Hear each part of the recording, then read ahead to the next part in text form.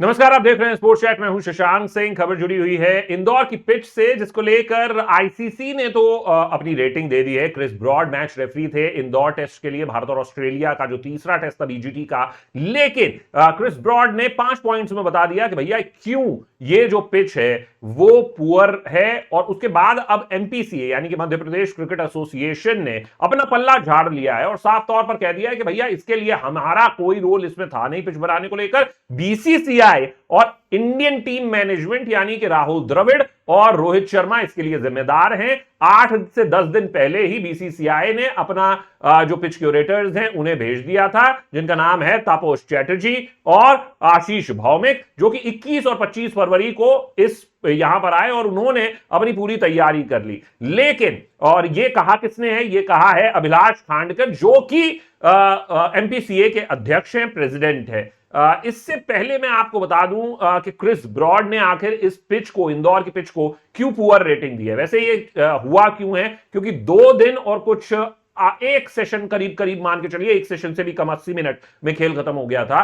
तो ये कुल मुकाबला रहा, यानी 2 दिन में मैच खत्म हो गया। भारतीय टीम 2 बार टाई टाई फेस और सबसे कम स्कोर बनाकर एक टीम ये मुकाबला जीत गई है। इससे पहले जो रिकॉर्ड था वो इंग्लैंड के पास था 279 रन बना के टेस्ट जीतने का।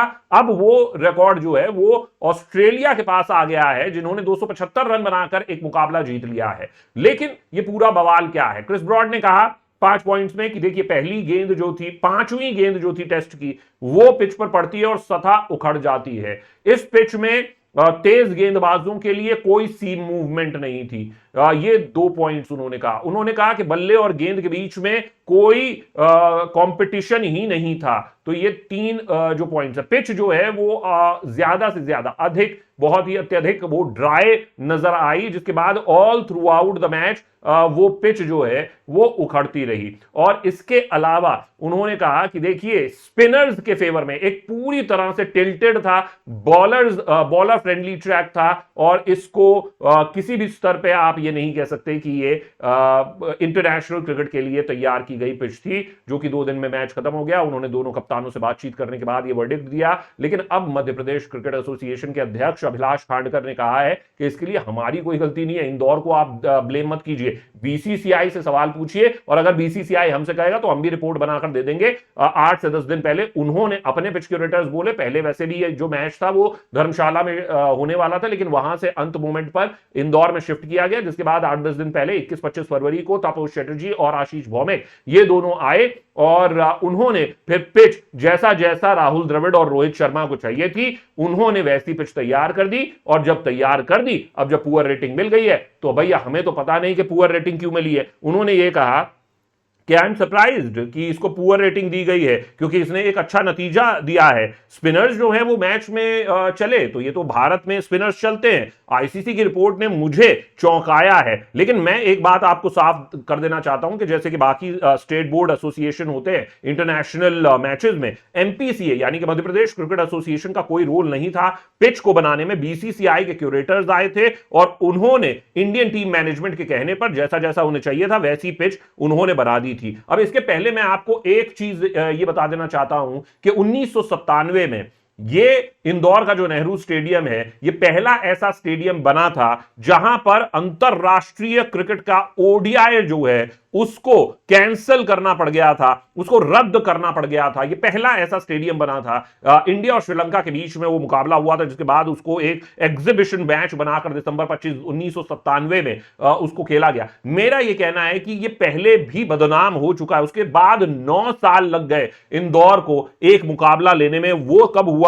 इंडिया और इंग्लैंड का ओडीआई जो 2006 में इंदौर क्रिकेट स्टेडियम में खेला गया। तो ये पूरी हिस्ट्री रही है। लेकिन खांडकर साहब का मानना है, जो कि एमपीसीए के अध्यक्ष हैं, कि इंदौर एक बहुत ही शानदार वेन्यू रहा है और वाकई में रहा है। यहां पर तो दोहरे शतक भी देखने को मिले हैं, बड़े बड़े स्कोर्स देखने को मिले हैं। लेकिन उन्होंने साफ तौर पर यह भी कहा है कि देखिए, मैच जो है वो 3 दिन के अंदर खत्म हुआ, वो कोई बात नहीं है। क्रिटिसिज्म हो रहा है पिच का, वो एक अलग बात है। लेकिन आप जब पोस्ट मैच प्रेस कॉन्फ्रेंस देखते हैं दोनों कप्तानों की, तो दोनों कप्तानों ने पिच के बारे में कुछ नहीं कहा है, उनको कोई मुद्दा नहीं है। लेकिन एक बात मैं साफ कर देना चाहता हूं कि इसमें हमारा कोई रोल नहीं था। इसके लिए जिम्मेदार कौन है?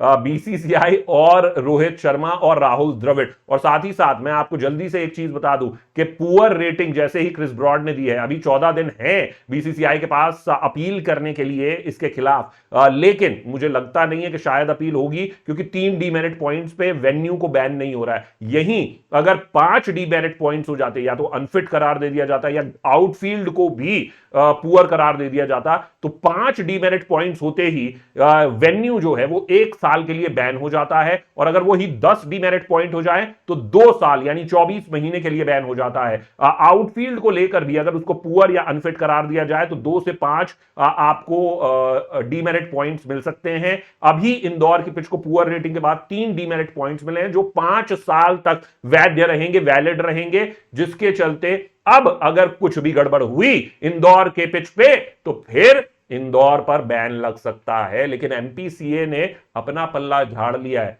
We have got nothing to do with this. It is Rohit Sharma, it is Rahul Dravid, it is BCCI.